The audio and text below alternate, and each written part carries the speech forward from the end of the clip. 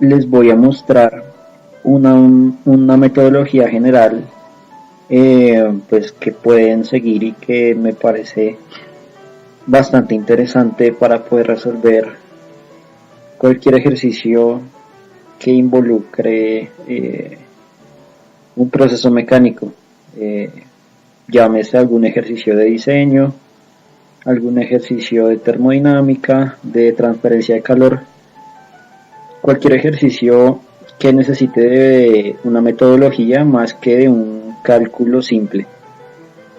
Entonces quise estructurar algunos pasos importantes que voy a ir explicándoles. Voy a explicar primero una metodología general y luego me voy a remitir a un ejercicio del ámbito de diseño de máquinas, diseño de elementos de máquina, para que vean el desarrollo de la metodología. Bueno, una metodología general. Para mí, una metodología general de desarrollo de un problema tiene que tener 3 preguntas, o más bien tenemos que hacernos 3 preguntas y a esas 3 preguntas darle una solución a cada pregunta. La primera pregunta, pues obviamente la más importante, es el qué. Entonces nosotros tenemos que plantear una respuesta, pero esa respuesta tiene que ser, ya como se conoce en el ámbito de la ingeniería, la respuesta lo más real posible. No nos podemos quedar solamente en las aproximaciones de la física clásica y los valores puntuales de 2 o 3 ecuaciones que podemos utilizar para dar una respuesta muy rápida y ignorando pues bastantes fenómenos que ocurren también en el problema y que son cosas ideales porque pues están en un papel y uno no involucra todas las variables que pueden ocurrir en la vida real. Entonces lo más importante es que lo hagamos lo más real posible, que planteemos esa respuesta lo más real posible. ¿A qué? A una pregunta dentro de un contexto de ingeniería. ¿Para qué? Para tomar una decisión y optimizar un resultado, claro.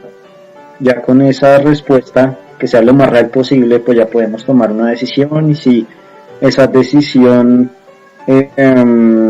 es crucial para alguna decisión en un proceso de manufactura y no tenemos las herramientas necesarias o no tenemos el presupuesto adecuado, entonces ya podemos devolvernos a revisar nuestra metodología general en nuestras hojas de cálculos y empezar a jugar con algunos valores, con algunas variables de entrada, hasta que ese resultado se acomoda a lo que estamos buscando.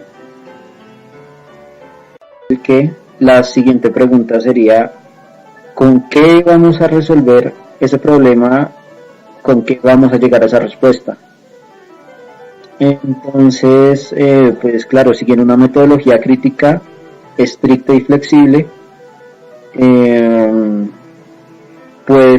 podemos optar por 3 caminos diferentes. Nosotros podemos hacer todos nuestros cálculos, tener una metodología y hacerlo todo con lápiz, papel y una calculadora. Puede que eso nos lleve meses, incluso años. Entonces es bastante largo y complejo. Algo que sea universal y que sea aplicable para todos, podemos utilizar algún programa, como en este caso un programa general, como lo puede ser el Excel. Pues el Excel es de fácil acceso para la mayoría de las personas, no es muy complicado de utilizar, pero sí tiene bastante usos y aplicación para desarrollar y organizar hojas de cálculo. Y ya vendrían en tercer lugar los programas especializados. Entonces, pues acá hay una parte interesante en el desarrollo de una hoja en Excel para luego verificar esos resultados, esa metodología ya en un programa especializado, porque pues claramente nosotros no vamos a realizar una hoja de cálculo de un diseño muy importante para una empresa y vamos a confiar 100% en esa hoja de cálculo de Excel. Pues claro, llegará un punto en que se podrá acceder a esa confiabilidad de un 100% en lo que estemos formulando en el programa, pero mientras uno adquiere la práctica y se pone pues a realizar más ejercicios y más ejercicios, pues uno ya podrá llegar a esa confiabilidad. Entonces pues ya con estos programas especializados vamos a poder comparar esos resultados que nosotros tenemos con los Excel y pues lo que ya el programa especializado nos arroja, que ya en estas condiciones ya podemos tener una confiabilidad muchísimo más grande que si somos novatos o estamos empezando a desarrollar hojas de cálculo grandes o pesadas con el Excel. Entonces estos programas especializados CAD/CAM son bastante interesantes y nos ayudan a rectificar eso. La tercera pregunta que me parece muy importante es el cómo. ¿Cómo vamos a llegar a esa respuesta? ¿Cómo vamos a llegar a ese resultado? Mediante información necesaria vamos a irnos a los libros, a la información existente, a los PDFs, a los cálculos realizados y vamos a hacer un cálculo ya con todas esas herramientas, como lo dije al principio, lo más real posible. Entonces pues ya vamos a realizar una metodología, lo que se conoce como un análisis por etapas. Entonces yo quiero llegar por acá a un resultado, llegar por acá a un resultado n, entonces digo, no, listo, entonces yo como necesito este resultado únicamente, me fui a las fórmulas, me fui a la bibliografía, a lo que necesitaba, y esa fórmula me dice que solo tengo que hacer un clic acá, y llegué a n. Pero muchas veces ese análisis tan rápido, pues claramente no nos va a llevar a un resultado lo más real posible. ¿Por qué? Porque no estamos considerando pues muchos factores que acá en esta ruta o en esta ruta no nos dan la confiabilidad de lo que estamos haciendo es 100% real. Entonces ya ahí es cuando tenemos que empezar a hacer un proceso investigativo mucho más grande, a empezar a conectar cosas y a empezar a pensar como ingeniero y ya poder pues, dar resultados mucho más confiables, más reales. De haber recopilado esa información, después de saber los cálculos que vamos a utilizar, las fórmulas, después de hacer conexiones entre una serie de cálculos y otros cálculos para llegar a resultados mucho más reales, ya vamos a centrarnos ya en lo que es el problema. Entonces muchas veces los problemas nos entregan esquemas o gráficos que pueden ser difíciles de analizar para un ingeniero. O sea, todos los ingenieros no tienen que pensar igual, por eso se llama ingeniería, porque es el ingenio de cada persona. Entonces cada persona pues tiene el derecho de analizar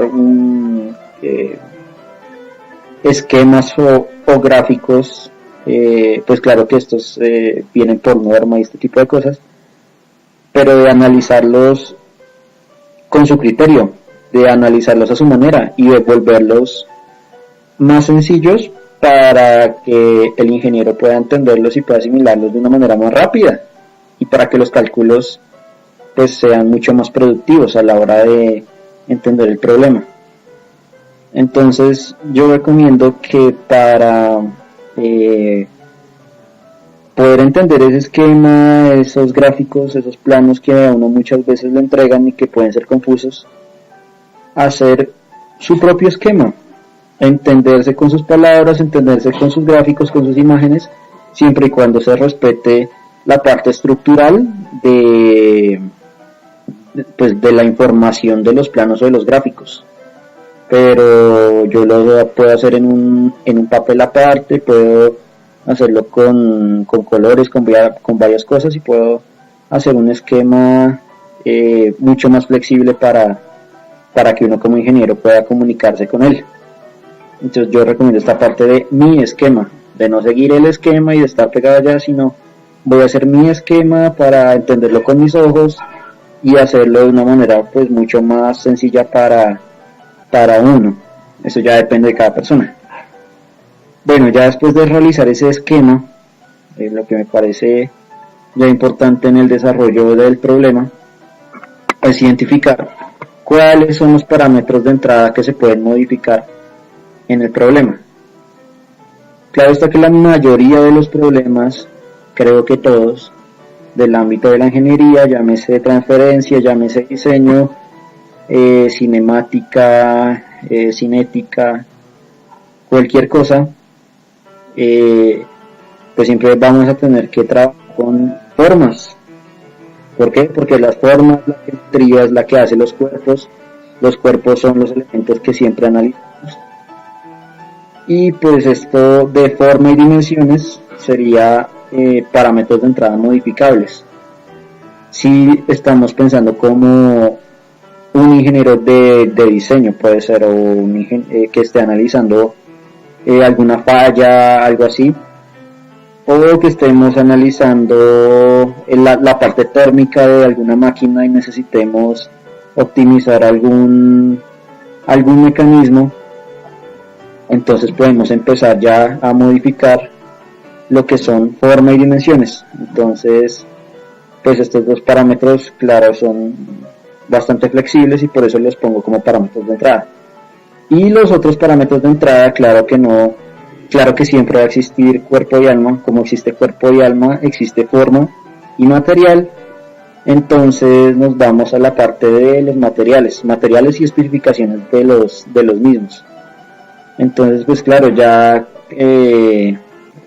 esto lo podemos hacer buscando cualquier bibliografía, documentándonos de diferentes tipos de materiales, de formas estandarizadas, para pues obviar muchos procesos que serían complejos si esto ya no estuviera de forma tabulada, por así decirlo.